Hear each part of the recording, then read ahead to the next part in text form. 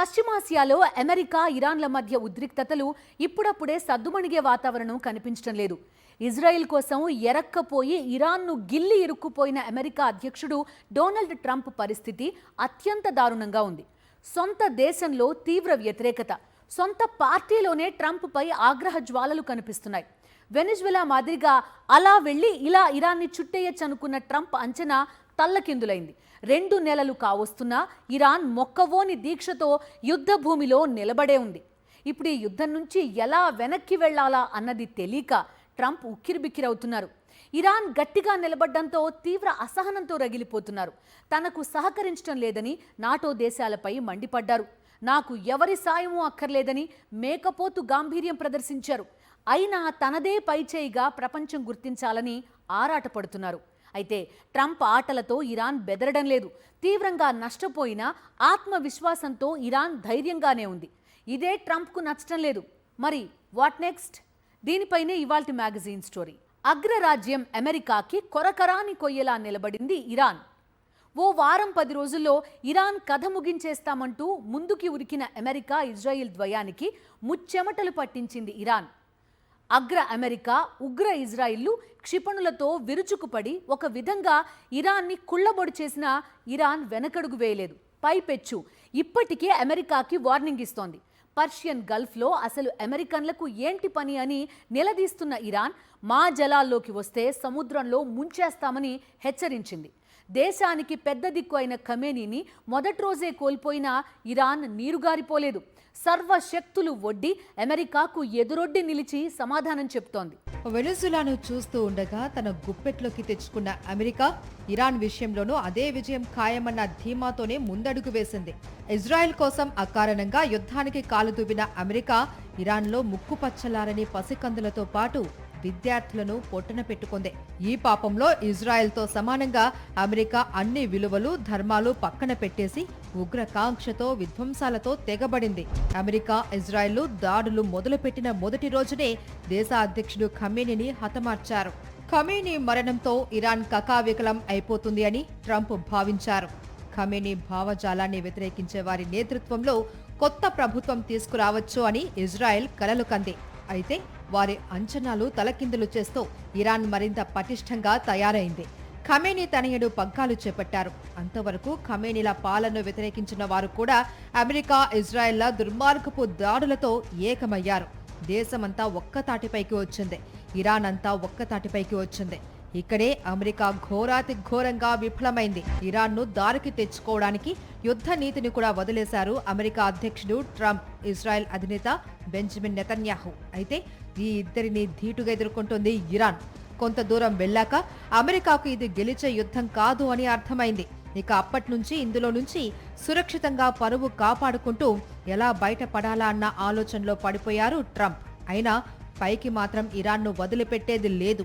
మా మాట వినకపోతే ఏం చేస్తామో మాకే తెలీదు అని ట్రంప్ బెదిరించే ప్రయత్నం చేశారు.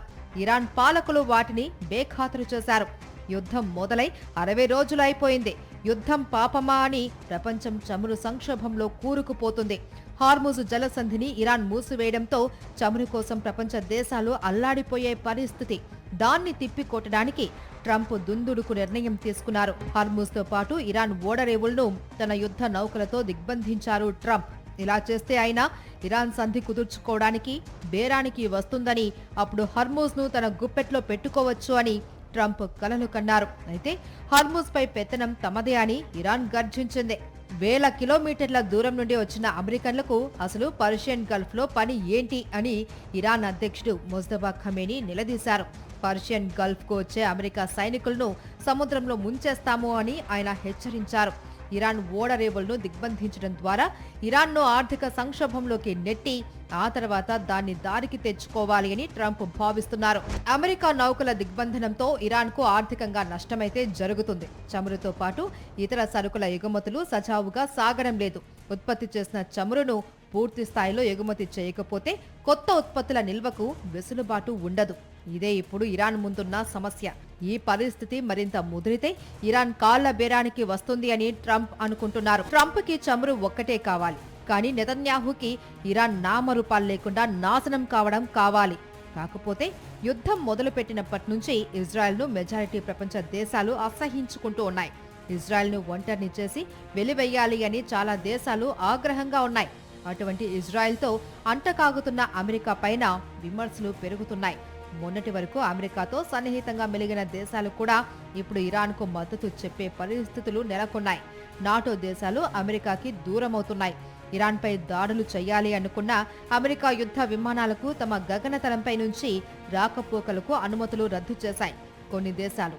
ఇది ట్రంప్కు ఊహించని షాక్. ఇరాన్లో ఉన్న శుద్ధి చేసిన యురేనియాన్ని తమకు అప్పగించేయాలి అని అమెరికా పట్టుబడుతుంది. ఇరాన్ అణ్వాయుధం కలిగి ఉంటే యూరప్ దేశాలతో పాటు పశ్చిమ ఆసియా దేశాలు ముక్కలు ముక్కలైపోతాయి అంటూ ట్రంప్ బెదిరిస్తున్నారు. అందుకే తాము B2 బాంబులతో ఇరాన్ అణు సామర్థ్యాలను దెబ్బతీశాము అని ఆయన చెప్పుకొచ్చారు. అయితే అమెరికాతో పాటు ఇజ్రాయెల్ వద్ద కూడా అణ్వాయుధాలు ఉన్నాయి. ప్రపంచ చరిత్రలో మరో దేశంపై అణుబాంబును ప్రయోగించిన ఏకైక దేశం అమెరికానే. అదే విషయాన్ని ప్రపంచ మేధావులు గుర్తు చేస్తున్నారు. ఇరాన్ కూడా అదే చెబుతుంది. మా అణు సామర్థ్యాలను మేం కాపాడుకొని తీరుతాం అని తెగేసి చెప్పారు ముస్తఫా ఖమేనీ. ఇరాన్ ఏమాత్రం తగ్గేలా కనిపించకపోవడంతో ట్రంప్ కొత్త నాటకానికి తెరతీశారు. ఎవరూ అడక్కపోయినా కాల్పుల విరమణ చేస్తున్నాము అంటూ ఆయనే ప్రకటించారు. ముందుగా 6 రోజుల పాటు అన్నారు, తర్వాత 10 రోజులకు పెంచారు. అయితే పరిస్థితులు తనకు అనుకూలంగా మారకపోవడంతో 60 రోజుల పాటు కొనసాగించారు. ఇప్పుడు కొత్త రాగం అందుకున్నారు. అసలు ఇరాన్తో తాము యుద్ధమే చేయడం లేదు అన్నారు. అది సైనిక చర్చే అన్నారు. దీనికి కారణం లేకపోలేదు. అమెరికా అధ్యక్షుడు ఎవరైనా సరే మరో దేశంపై యుద్ధానికి కాలు దువ్వితే 60 రోజుల లోపున అమెరికన్ కాంగ్రెస్ అనుమతి పొందాలి. ఇప్పుడు ఇరాన్పై అమెరికా ఇజ్రాయెల్ దాడులకు 60 రోజులు ముగిశాయి. ఇప్పుడు కాంగ్రెస్ అనుమతి తీసుకోవాల్సిన అవసరం లేదు అని సాంకేతికంగా సాకు చూపించి తప్పించుకోవాలి అని ట్రంప్ చూస్తున్నారు. అయితే ప్రపంచ దేశాల్లోనే కాదు, స్వదేశంలోనూ ట్రంప్కు మద్దతు లేదు. ఇరాన్పై దాడికి వ్యతిరేకంగా అమెరికాలో విపక్ష నేతలు నినాదాలు చేస్తున్నారు. ట్రంప్ సొంత పార్టీలోనే ఆ మాటకొస్తే ఆయన ప్రభుత్వంలో నెంబర్ 2 అయిన ఉపాధ్యక్షుడు JD వాన్సే పెంటగాన్లో ఏం జరుగుతుందో ఎవరికీ అర్థం కావడం లేదు అనంటూ విమర్శించారు. దాని అర్థం ట్రంప్ పరిపాలన అస్తవ్యస్తంగా ఉందనే. దీనికి భిన్నంగా ఇరాన్కు చైనా, రష్యాలతో పాటు స్పెయిన్, ఫ్రాన్స్, ఇటలీ వంటి దేశాలు మద్దతు ఇస్తున్నాయి. ఈ మద్దతు మరింత పెరిగే అవకాశాలే కనిపిస్తున్నాయి అంటున్నారు అంతర్జాతీయ విశ్లేషకులు. అందుకే ఇరాన్ ఇప్పుడు అమెరికాకే షరతులు విధిస్తూ ధైర్యంగా నిలబడింది. ఇరాన్ ఒంటి నిండా అమెరికా చేసిన గాయాలు ఉండవచ్చు, కానీ ఇరాన్ గుండెల్లో మాత్రం అంతులేని ఆత్మాభిమానం మాత్రం నిప్పు కణికిలా భగ్గుమంటూనే ఉంది. అమెరికా అధ్యక్షుడు డొనాల్డ్ ట్రంప్ అన్నింటిలోనూ వ్యాపారాన్ని చూస్తారు. ఈ విషయాన్ని ఆయనే పదే పదే చెప్తున్నారు. హార్ముజ్ జలసంధి వద్ద అమెరికా యుద్ధ నౌకలు దిగ్బంధనం విధించడం తమకు లాభదాయకమే అన్నారు ట్రంప్. యుద్ధం కూడా వ్యాపారమే అన్నది ఆయన భావన. అంతేకాదు, ఒక పక్క శాంతి చర్చలకు ప్రయత్నిస్తున్నట్టు మాట్లాడుతూనే మరోవైపు వేల కోట్ల రూపాయల విలువ చేసే ఆయుధాలను పశ్చిమాసియా దేశాలకు విక్రయించింది అమెరికా. యుద్ధం ద్వారా ఇరాన్ని లొంగదీసుకుని చమురుపై పెత్తనం సాధించడం ఒక వ్యాపారమైతే, ఎలాగూ యుద్ధం జరుగుతోంది కాబట్టి తమ ఆయుధాలను అమ్ముకుని $4 వెనకేసుకోవడం మరో వ్యాపారం. అసలు ఇరాన్పై యుద్ధం దేనికని? అమెరికాకి ఇరాన్పై యుద్ధం చేయవలసిన అవసరం లేదు. ఆ అవసరం ఇజ్రాయెల్కు ఉంది. ఆ ఇజ్రాయెల్ పాలకులు నెతన్యాహు కోసమే ట్రంప్ ఇరాన్పై దాడికి ఉరికారు. దీని వెనుక ఎప్స్టీన్ ఫైల్స్ ఉండి ఉండవచ్చు అన్న అనుమానాలు వ్యక్తమవుతున్నాయి. ఎప్స్టీన్ ఫైల్స్లో ట్రంప్ పేరు ఉందన్న వార్తలు వచ్చిన కొత్తలోనే ఇరాన్పై దాడికి దిగారు ట్రంప్. తన అవసరం కోసం దేశ సైన్యాన్ని యుద్ధ భూమిలోకి నెట్టారు. అందుకే అమెరికాలో యుద్ధానికి వ్యతిరేకంగా లక్షలాది మంది వీధుల్లోకి వచ్చి నిరసనలు వ్యక్తం చేశారు. యుద్ధాలు వద్దు, ట్రంప్ వద్దు అంటూ నినదించారు.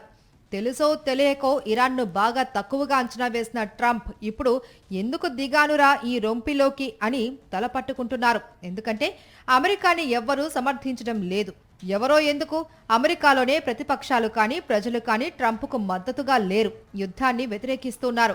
అసలు ట్రంప్ను అభిశంసించి గద్దె దింపాలి అన్న డిమాండ్లు కూడా అమెరికాలో వెల్లువెత్తాయి. ఒక విధంగా ఇప్పుడు ట్రంప్ ఒక ఇరాన్తోనే యుద్ధం చేయడం లేదు అని, చాలా యుద్ధాలు చేస్తూ ఉన్నారని విశ్లేషకులు అభివర్ణిస్తున్నారు. ట్రంప్ అధ్యక్షుడిగా ముగ్గురితో యుద్ధం చేస్తున్నాడు. ఒకటి ప్రత్యర్థి అయిన ఇరాన్తోనా, ఇంకొకటి అమెరికన్ కాన్స్టిట్యూషన్తోనా, ఇంకొకటి అమెరికాలో ఉన్నటువంటి అపోజిషన్ మరియు పబ్లిక్. ఈ అమెరికన్స్తో యుద్ధం అనేది అన్నిటికంటే పెద్ద ఛాలెంజ్ అయిపోయింది ట్రంప్కు. ఇప్పుడు ఈయనకు మునుపు యుద్ధం జరగక మునుపు ఎలాగైతే ఇరాన్లో లక్షల మంది బయట వచ్చి అగెనిస్ట్ గవర్నమెంట్ ప్రొటెస్టన్లు చేశారో ఇప్పుడు అదే పరిస్థితి అమెరికాలో ఉంది. ఈ తరుణంలోనే ఈ చిక్కుల్లో నుంచి జాగ్రత్తగా బయటపడాలి అని ట్రంప్ ప్రయత్నిస్తున్నారు. అలా యుద్ధం నుంచి బయటకు రావడంలోనూ తాను ఓడిపోయాను అని ఎవరు అనుకోకూడదు అని ఆయన భావిస్తున్నారు. తాను ఇరాన్ను నియంత్రించాను అని అందరూ అనుకునేలా ఆయన వ్యాఖ్యలు, వ్యవహారాలు నడుపుకొస్తున్నారు. తాను ఇరాన్ పైన బాగా ఒత్తిడి చేస్తున్నాను అనే ఒక పబ్లిక్ పర్సెప్షన్ క్రియేట్ చేసి, అంటే ఏదో ఒక రూపంలో తానే గెలిచాను అని ప్రకటించుకొని బయటపడాలి ట్రంప్. అది పొలిటికల్ కంపల్షన్. ఎందుకంటే ఇంత జరిగాక తాను ఓడిపోయినట్టు కానీ, ఇరాన్ డిమాండ్స్కి అంగీకరించినట్టు కానీ, ఇరాన్ పట్ల కాస్త మెతక వైఖరి అనుసరించినట్టు కానీ ఇండికేషన్ వెళితే పొలిటికల్ గా తనకు అక్కడ దేశంలో ఉన్న నష్టమే కాదు, అంతర్జాతీయంగా కూడా అమెరికన్ ఎస్టీమ్ అండ్ ప్రెస్టేజ్ దెబ్బతింటుంది, అమెరికన్ అథారిటీ దెబ్బతింటుంది. ఇప్పటికే ఈ వార్ తర్వాత నాటో దేశాలు కూడా లైట్ తీసుకోమంటున్నాయి. సాధారణంగా రెండు దేశాల మధ్య యుద్ధం జరుగుతూ ఉంటే కాల్పుల విరమణను ఎవరు కోరుకుంటారు? యుద్ధంలో ఓడిపోయే అవకాశాలున్న బలహీనులే కాల్పుల విరమణ కోసం ప్రయత్నిస్తారు. అగ్రరాజ్యం అయిన అమెరికాకు ప్రపంచంలోనే ఏ దేశానికి లేనంతటి మిలిటరీ బలం ఉంది, ఆయుధ సంపత్తి ఉంది. అటువంటి అమెరికా ఇరాన్పై విరుచుకుపడింది. మరి ఈ రెండింటిలో కాల్పుల విరమణ కావాలి అని ఇరాన్ అడిగి ఉండాలి. రష్యా, చైనాలను బతిమాలుకొని అమెరికాకి రాయబారం పంపాలి. కానీ చిత్రంగా ఇక్కడ అమెరికానే ఏకపక్షంగా కాల్పుల విరమణ ప్రకటించింది. అది కూడా ఎవరూ అడగకుండానే. అలా ప్రకటించిన ట్రంప్ తీవ్ర అసహనంలో ఉన్నారు. తన అహం దెబ్బతినడంతో ఆయన తట్టుకోలేకపోతున్నారు. ఇరాన్ లొంగిపోయి తనతో డీల్ కుదుర్చుకోకపోవడంతో ఫ్రస్ట్రేషన్లో ఉన్నారు ట్రంప్. ఆ అసహనంలోనే ఆయన ఏం మాట్లాడుతున్నాడో కూడా ఆయనకు అర్థం కావడం లేదు. మేము సముద్ర దొంగల్లాంటి వాళ్ళం అని అమెరికన్లను ఉద్దేశించి వ్యాఖ్యానించారు. ఇరాన్ను గాయపడ్డ పంది పిల్లతో పోల్చారు. తాను తలుచుకుంటే మనిషినే కాను అని, ఇరాన్ నాగరికత ఆనవాళ్లు కూడా మిగలవు అని హెచ్చరించారు. ఆ వెంటనే శాంతి శాంతి అని పలవరించారు. ట్రంప్ అసహనానికి చాలా కారణాలు ఉన్నాయంటున్నారు నిపుణులు. అమెరికా ఏం చెబితే దానికి నాటో దేశాలు తలలాడించే వాతావరణం ఉండేది. ఇరాన్ వార్కు ముందు వరకు కూడా ఆ పరిస్థితి ఉంది. కానీ ఇరాన్పై అమెరికా, ఇజ్రాయెల్ల ఏకపక్ష దాడుల నేపథ్యంలో అమెరికాకి ఏళ్ల తరబడి మిత్ర దేశాలుగా ఉన్న దేశాలు కూడా దూరమవుతున్నాయి. ఇది అమెరికాను ఒంటరిని చేసే దిశగా నడుస్తోంది. ఇప్పుడు నాటో దూరం అయిపోయింది, అమెరికన్ ప్రజలు దూరం అయిపోయినారు, అమెరికన్ కాంగ్రెస్ దూరం అయిపోయింది. ఇక్కడ వెస్ట్ ఏషియాలో ఉన్నటువంటి తన మిత్ర దేశాలు దూరం అయిపోయినాయి. తర్వాత ప్రపంచవ్యాప్తంగా ఎప్పటి నుంచో మిత్ర దేశాలుగా ఉన్నటువంటి ఇవే జపాన్, ఆస్ట్రేలియా, సౌత్ కొరియా ఇవన్నీ దూరం అయిపోయినాయి. ఇన్ని దూరం చేసుకొని ఇరాన్ పైన యుద్ధం గెలుస్తాడంటే లేదు. దరిదాపుల్లో ఇరాన్ పైన ట్రంప్, అమెరికా గెలుపు అన్నది దరిదాపుల్లో కనిపించట్లేదు. ట్రంప్ కాల్పుల విరమణ ప్రకటించి చాలా రోజులైపోయింది. అయినా అమెరికాకి ఇరాన్ లొంగలేదు. లొంగే పరిస్థితులు కనిపించడం లేదు. ఇరాన్ లొంగకపోతే అమెరికా ఓడినట్లే. ఇరాన్ షరతులకు అమెరికా అంగీకరించినా, అమెరికా షరతులను ఇరాన్ తిరస్కరించినా కూడా అమెరికా ఓడినట్లే. ఇదే ఇప్పుడు అమెరికా అధ్యక్షుణ్ణి నిద్ర లేకుండా చేస్తుంది. ఈ నిద్రలేమి సమస్యతోనే మరిన్ని తప్పులు చేసుకుపోతున్నట్లుంది ట్రంప్. అమెరికా సమాజంలో అయితే ట్రంప్ నిర్ణయాలపైన, ఆయన ఆలోచనలపైన తీవ్రమైన వ్యతిరేకత పెళ్లుబుకుతుంది.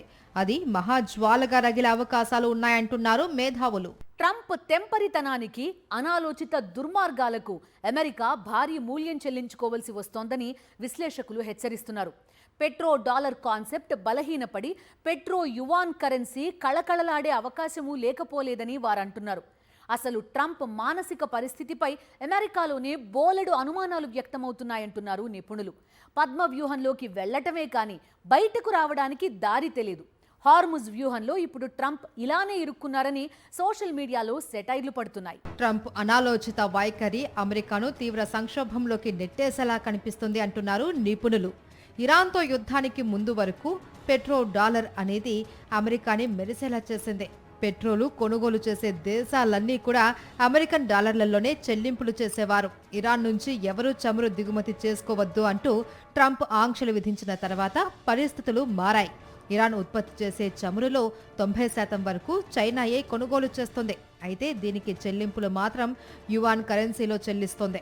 భవిష్యత్తులో అమెరికాకి దూరమైన నాటో దేశాలు, యూరప్ దేశాలు కూడా పెట్రోలు కొనుగోళ్లకు యువాన్ రూపేణా చెల్లింపులు చేసే అవకాశాలు ఉన్నాయంటున్నారు. యువాన్ బలపడితే డాలర్ బలహీనపడే ప్రమాదం ఉంది. అది కానీ జరిగితే అమెరికా తీవ్ర ఆర్థిక సంక్షోభంలో కూరుకుపోవడం ఖాయమంటున్నారు ఆర్థిక రంగ నిపుణులు.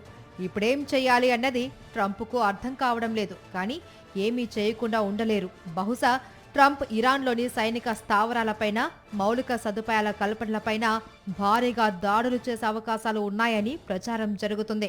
ఇంక్లూడింగ్ ప్రో రిపబ్లికన్ వాళ్ళకు కూడా ఆ ట్రంప్ బిహేవియరల్ స్టైల్ స్వభావం పైన అనుమానాలు వ్యక్తం చేస్తున్నారు. అందువల్ల ట్రంప్ నోబడి నోస్ అది ఏం చేస్తారనేది. ఒకటి మాత్రం ఓవరాల్ ట్రెండ్ చూస్తే ఇప్పుడు నిన్న కూడా మళ్ళీ యుద్ధానికి వెళ్తారా అన్నట్టు సంకేతాలు ఇచ్చారు. అంటే US central command military officers వచ్చి, మిలిటరీ బాసెస్ వచ్చి ప్రెసిడెంట్ కు బ్రీఫ్ చేశారు. అంటే ఆప్షన్స్ ఏంటి అని.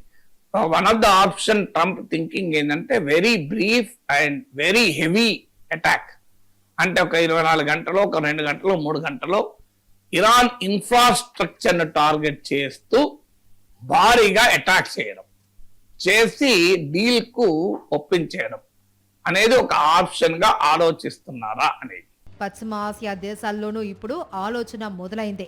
యుద్ధం ముసుగులో ఇటు అమెరికా, ఇజ్రాయెల్ వేస్తున్న బాంబులన్నీ పశ్చిమ ఆసియానే ధ్వంసం చేస్తూ ఉన్నాయి. వీటిలో ఒక్కటి కూడా అమెరికాపై పడ్డం లేదు. అమెరికన్లు ఎవరూ చనిపోవడం లేదు. అమెరికా అవసరాల కోసం చేసే యుద్ధంలో మనం ఎందుకు నష్టపోవాలి అన్న ఆలోచన రాగానే పశ్చిమ ఆసియా దేశాలు అమెరికాకి దూరం జరగడం మొదలైందని అంటున్నారు విశ్లేషకులు. తాజాగా రష్యా అధ్యక్షుడు పుతిన్తో ఫోన్లో మాట్లాడిన ట్రంప్ ఇరాన్ ఇష్యూని ఎలాగైనా చక్కబెట్టి యుద్ధం పూర్తిగా ఆగిపోయే వాతావరణం నెలకొనేలా చూడాలి అని ప్రాధేయపడ్డారు. రష్యా, చైనాలు జోక్యం చేసుకుంటేనే ఇక పశ్చిమ ఆసియాలో శాంతి కుసుమాలు వికసించే పరిస్థితి. ఇది ఇవాల్టి మ్యాగజైన్ స్టోరీ. మరో ఇంట్రెస్టింగ్ టాపిక్ తో మళ్ళీ కలుద్దాం. Stay tuned.